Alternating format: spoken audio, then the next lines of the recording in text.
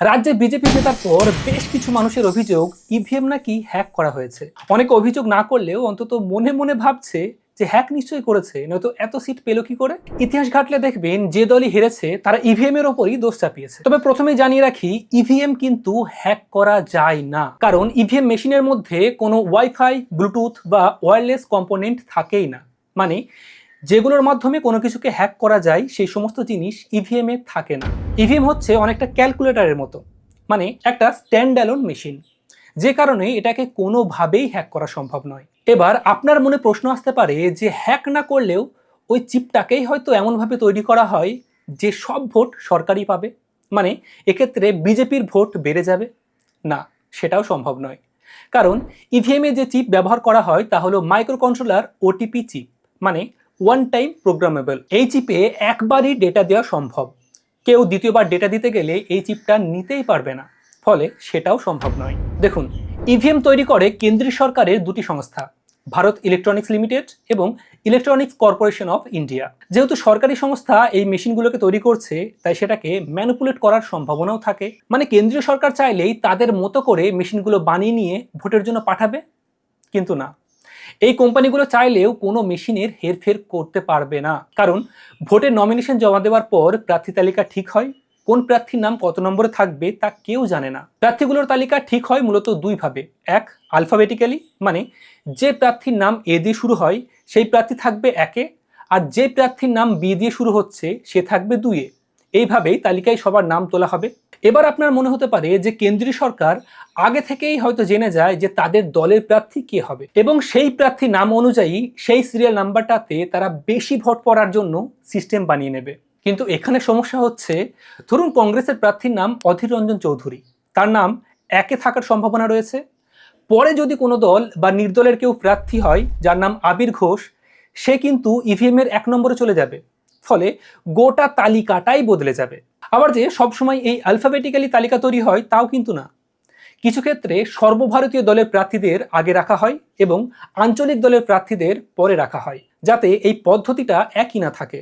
আর এর থেকেও গুরুত্বপূর্ণ বিষয় হচ্ছে, এই ইভিএমগুলো প্রার্থীর ভোটে দাঁড়ানোর আগেই তৈরি হয়ে যায়। এবার আপনার মনে হতে পারে যে ইভিএম বানানো বা প্রার্থীর নাম বসানো পর্যন্ত হয়তো সব ঠিক আছে, এরপরে ভোটের দিন হয়তো কিছু হেরফের করে দেয়। দেখুন, মেশিনগুলো তৈরি হওয়ার পর গোডাউন থেকে সোজা বুথে চলে যায় না, এর মাঝে একটা বিশাল বড় চেকিং প্রসেস থাকে, যাকে ফার্স্ট লেভেল চেকিং বা এফএলসি বলা হয়। আর ভোটের দিন সকালবেলায় শুরু হয় আসল প্রক্রিয়া। সাধারণ মানুষ ভোট দেওয়ার ঠিক 1.5 ঘন্টা আগে পোলিং বুথে বিভিন্ন রাজনৈতিক দলের এজেন্টের সামনে একটি মক পোল বা ডেমো ভোট করানো হয়। সেখানে অন্তত 50টি ভোট দিয়ে চেক করা হয় যে প্রতিটি বোতাম ঠিকমতো কাজ করছে কিনা, এবং সব দলের এজেন্টরা রেজাল্ট দেখে নিজের চোখে সেই স্লিপ গুনে নিয়ে সন্তুষ্ট হলে তারপরে মেশিনের ডেটা ক্লিয়ার করে কাউন্টার জিরো করে এবং চারদিক থেকে গালা দিয়ে সিল করে সাধারণের জন্য আসল ভোটিং শুরু হয়। দেখুন, এটা ভোট কেন্দ্রের ছবি। এখানে থাকে 3টে মেশিন। এটা হচ্ছে কন্ট্রোল ইউনিট, যেটা থাকে প্রিসাইডিং অফিসারের কাছে। বাকি দুটি মেশিন থাকে ভোটিং কম্পার্টমেন্টে। এটা হচ্ছে ব্যালট ইউনিট, যেখানে আপনি আপনার ভোট দিচ্ছেন। আর এটা হচ্ছে ভিভিপ্যাট, আপনি যাকে ভোট দিলেন সেই প্রার্থীর নাম ও দলের প্রতীক এই ভিভিপ্যাটে 7 সেকেন্ডের জন্য দেখাবে। এবার প্রশ্ন হচ্ছে, যেহেতু এই মেশিনগুলো স্ট্যান্ড অ্যালোন মেশিন, মানে যাকে হ্যাক করা যায় না, কিন্তু যদি এই মেশিনগুলোতে বাইরে থেকে কোনো তার যোগ করা হয় তাহলে তো মেশিনগুলোকে নিয়ন্ত্রণ করা যাবে না, সেটাও করা যাবে না।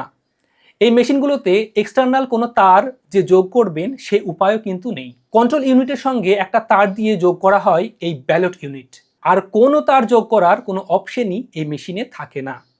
এমনকি এই মেশিনগুলো চলে 7.5 ভোল্টের অ্যালকালাইন ব্যাটারিতে।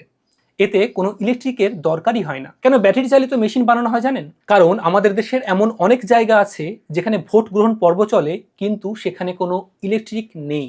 আবার এটাও একটা কারণ যে এই মেশিনে কেউ কোনো তার যোগ করতে চাইলেও তা পারবে না, কারণ এটা ওয়ান টাইম প্রোগ্রামেবল মেশিন। এতে দ্বিতীয়বার কোনো ডেটা দেওয়া যায় না। ভোটের দিন যদি এই মেশিন কোথাও কাজ না করে তাহলে কিন্তু সঙ্গে সঙ্গে এই মেশিন পাল্টে নতুন মেশিন বসানো হয়। এবার আসছি ভোট পর্বে। আপনি ভোট দিতে গেলে প্রথমে এক অফিসার আপনার ভোটার কার্ড মিলিয়ে দেখে, পরে একজন অফিসার আপনার আঙুলে কালি দেয়, তারপর প্রিজাইডিং অফিসার তার কাছে থাকা কন্ট্রোল ইউনিটের ব্যালট বোতামটি চাপেন। এতে আপনার ওই ব্যালট মেশিনটি অ্যাক্টিভেট হয় এবং সবুজ আলো জ্বলে ওঠে।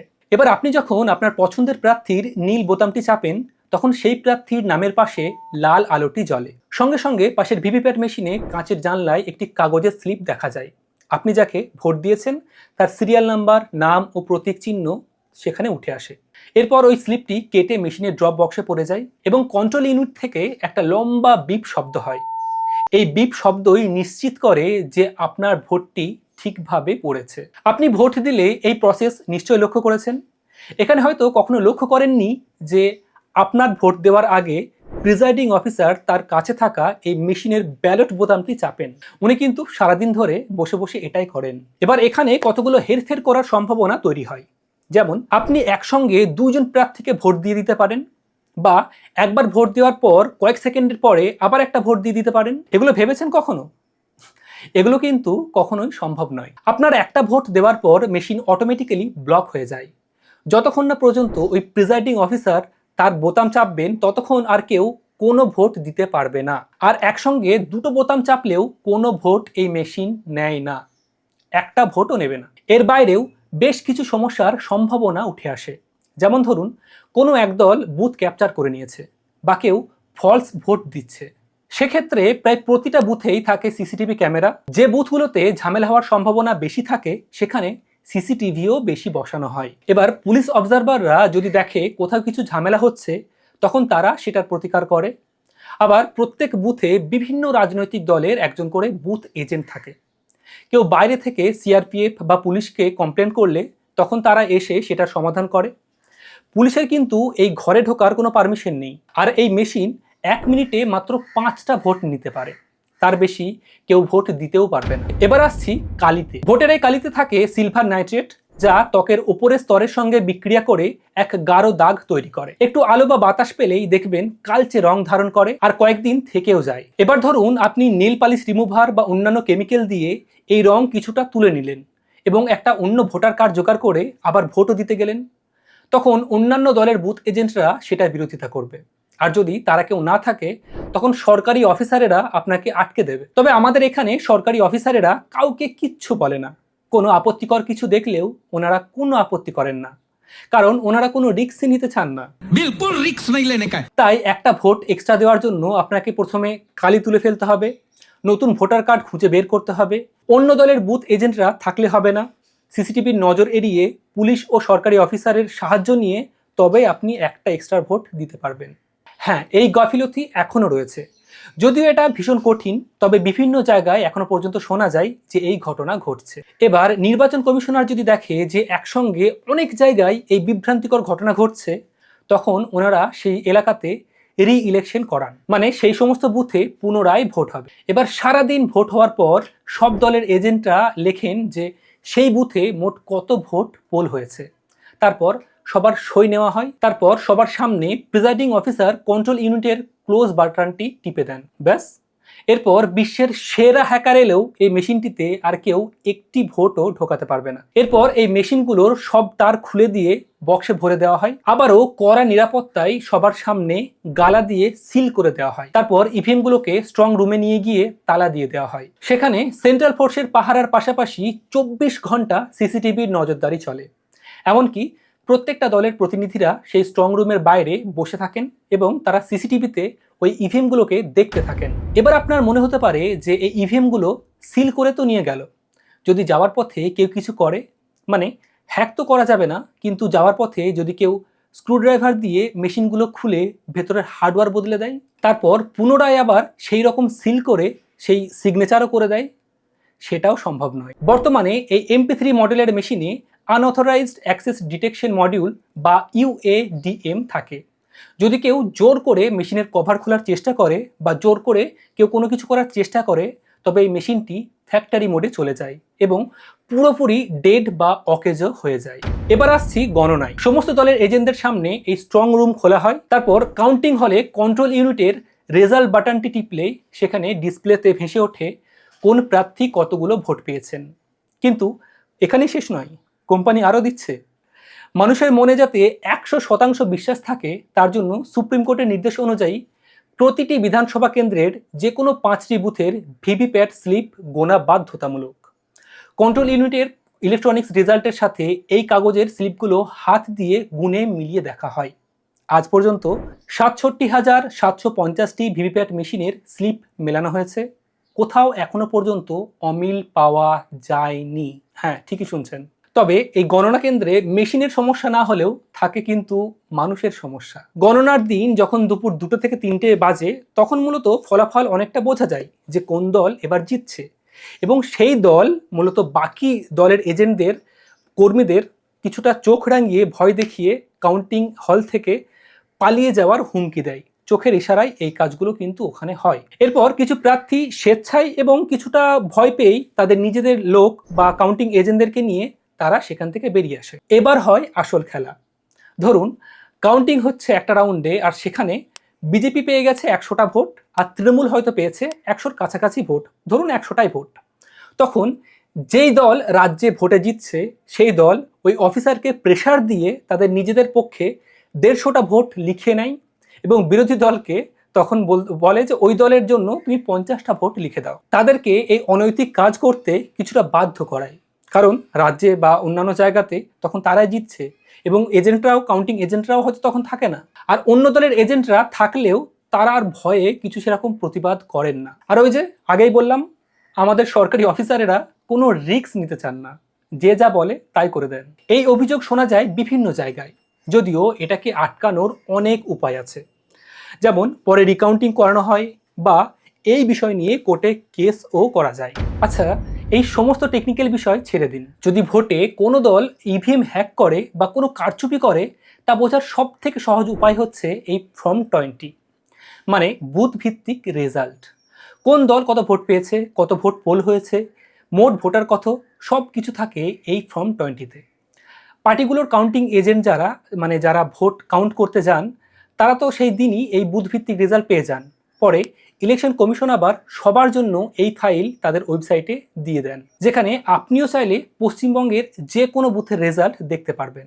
নট অনলি পশ্চিমবঙ্গ, গোটা দেশের যে কোনো বুথের ফর্ম 20 ডাউনলোড করে আপনিও ভেরিফাই করতে পারেন। এবার সমস্যা হচ্ছে, কোন এলাকায় কোন বুথে কোন মেশিন যাবে তা ভোটের কয়েকদিন আগে 2বার লটারি করে এই ইভিএমগুলোকে পাঠানো হয়। কেউ জানতেই পারে না যে কোন ইভিএম কোন বুথে যাবে। ধরুন কোনো এক গ্রামে 80% মুসলিম ভোটার আছে, তার মানে জানবেন সেই গ্রামে 30%-এর বেশি বিজেপি ভোট পেতেই পারে না, কারণ মুসলিম ভোট মূলত তৃণমূল ইনক্লাইন্ড। আবার কোনো নমশূদ্র এলাকায় দেখবেন সেখানে বিজেপি বেশি ভোট পায়। যদি ইভিএম হ্যাক হয় বা কোনো কারচুপি করেও নেয়, তাহলে তো সেটাকে সঠিক জায়গায় পাঠাতে হবে, না হলে রেজাল্টই মিলবে না। ধরুন বিজেপি একটা ইভিএমকে কারচুপি করেছে, এবার সেই ইভিএমে যে যেখানেই ভোট দিক, শেষে বিজেপির ভোটই বেশি দেখাবে। এবার লটারি করে যখন র্যান্ডম পাঠানো হয়, তখন দেখা গেল সেই ইভিএমটা কোনো মুসলিম অধ্যুষিত জায়গায় গিয়ে পড়েছে, এবং রেজাল্টের পর দেখা যাবে বিজেপি সেখানে সব থেকে বেশি ভোট পেয়েছে। আপনার কি মনে হয় সেই এলাকার মানুষ চমকে যাবে না? এমন কখনো শুনেছেন যে মুসলিম বুথে বিজেপি ভোট বেশি পেয়েছে, বা নমশূদ্র অধ্যুষিত এলাকায় কংগ্রেস বা আইএসএফ বেশি ভোট পেয়েছে? না। যারা হারে তারা দেখবেন ওপর বলে যে আমাদের এলাকায় ঠিক আছে, কিন্তু অন্য জায়গায় হয়তো কারচুপি হয়েছে। আসলে যে কোনো জায়গায় গত নির্বাচনের রেজাল্টের সঙ্গে মিলিয়ে দেখবেন অল্প কিছু ভোট এদিক থেকে ওদিকে যায়। কারচুপির মতো কোনো স্ট্রং প্রমাণ এখনো পর্যন্ত পাওয়া যায়নি। আর কোনো দল যদি এই ইলেকশনের গোটা প্রসেসটাকে হ্যাক করতে চায়, তাহলে তাকে ম্যানুফ্যাকচারিং ফেসিলিটি থেকে storage unit, polling booth, counting centre সব কিছুকেই সমানভাবে কন্ট্রোল করাতে হবে। এমনকি সব দলের পোলিং এজেন্টকেও ধোঁকা দিতে হবে, যা একেবারেই ইম্পসিবল। তাহলে যে অনেক শীর্ষ নেতারা ইভিএম হ্যাক করার দাবি করেন, এমনকি অরবিন্দ কেজরিওয়াল দিল্লি বিধানসভায় এক ইভিএম এর ডেমনস্ট্রেশন দিয়ে দেখিয়েছিলেন যে ইভিএম হ্যাক করা যাচ্ছে। এছাড়াও অনেকেই ইভিএম টেস্ট করে প্রমাণ করে দিয়েছেন যে এই মেশিন হ্যাক করা যায়। তাহলে সেগুলি কি মিথ্যে? হ্যাঁ, সেগুলো মিথ্যে। ওনারা যে ইভিএমগুলোকে টেস্ট করে দেখাচ্ছে সেগুলো ওনাদেরই তৈরি করা। আমরা যে ইভিএমে ভোট দিই সেগুলোতে যে চিপ ও মাদারবোর্ড বা মেকানিজম ব্যবহার করা হয়, ওইগুলোকে সেইভাবে তৈরি করা হয়নি। ঠিক এই কারণেই সুপ্রিম কোর্ট এই অভিযোগকে খারিজও করে দিয়েছে। তাছাড়া যখন অনেক নেতা এই ইভিএম কারচুপির অভিযোগ করেন, তখন নির্বাচন কমিশন সব রাজনৈতিক দলকে একটি ওপেন চ্যালেঞ্জ জানায়, আসুন আমাদের এই ইভিএম হ্যাক করে দেখান।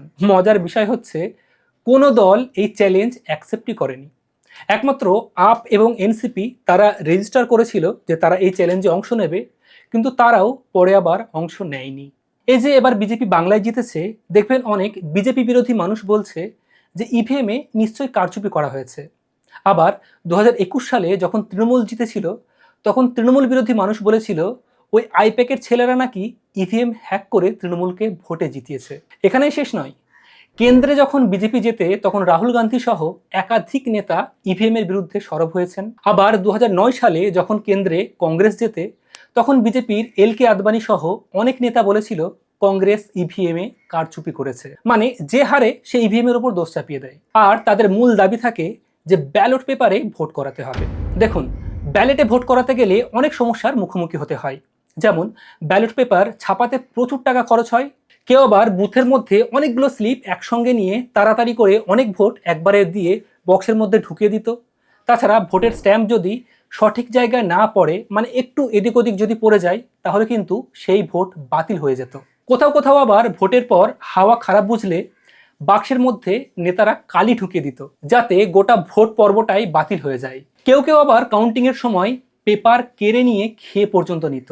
এই ব্যালট পেপারে ভোট করানো নিয়ে এত সমস্যার কারণে নির্বাচন কমিশন একটা সমাধান খোঁজে। 1977 সালে এই ইভিএম এর ধারণা প্রথম প্রস্তাব করা হয় এবং 1982 সালে কেরালার পারাভুর বিধানসভা কেন্দ্রে প্রথমবারের জন্য ইভিএম ব্যবহার করা হয়। তারপর দীর্ঘ আইনি প্রক্রিয়া পার করার পর অবশেষে সংসদে সংশোধনী করে 2004 সালে প্রথমবার সমস্ত লোকসভায় এই ইভিএম দ্বারা ভোট করানো হয়। আইআইটি বোম্বের বিশেষজ্ঞরা এই ডিভাইস তৈরি করেন এবং দিনে দিনে এটা আরও সুরক্ষিত করে তোলেন। দেখুন, আমাদের এই 140 কোটির দেশে প্রায় 100 কোটির কাছাকাছি ভোটার রয়েছে। প্রত্যেক নির্বাচনে এই ভোট গণনা চলতো দীর্ঘ সময় ধরে। সেখানে এই ইভিএম কিন্তু আমাদের অনেকটা সময় কমিয়ে দিয়েছে। আর শুধু সময় নয়, খরচও অনেকটাই কমে গেছে। তার পাশাপাশি স্বচ্ছতা অনেক অংশেই বেড়েছে। আর ভারতের তৈরি এই ইভিএম দিয়ে যে শুধু ভারতের ভোট হয় তা কিন্তু নয়। পাকিস্তানে এই ভারতের ইভিএম দিয়ে সেখানে ভোট করাতে চেয়েছিল, যদিও সেটা হয়নি। তবে নেপাল, ভুটান, নামিবিয়া সহ কেনিয়া, জর্ডান, মালদ্বীপ, মিশর এই সমস্ত দেশে এই ভারতের ইভিএম দিয়েই ভোট করানো হয়।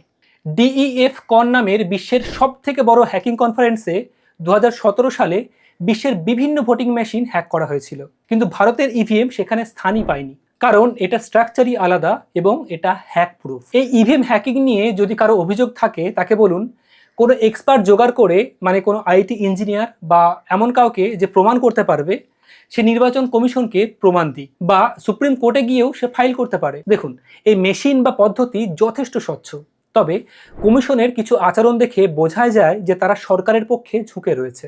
বেশ কিছু জায়গায় এই নির্বাচন কমিশনের অফিসারদেরকে কারচুপি করতে দেখাও গেছে, কিন্তু সেগুলো ধরাও পড়ে যায়। যে সমস্যাগুলো এখনো রয়ে গেছে সেগুলো হচ্ছে ম্যানমেড প্রবলেম। এই মেশিনে কোনো ভুল এখনো পর্যন্ত সেরকম দেখা যায়নি। আর এই ম্যানমেড সমস্যাগুলো কোনো বৃহৎ জনগণের ম্যান্ডেটকে বদলে দিতে পারে না।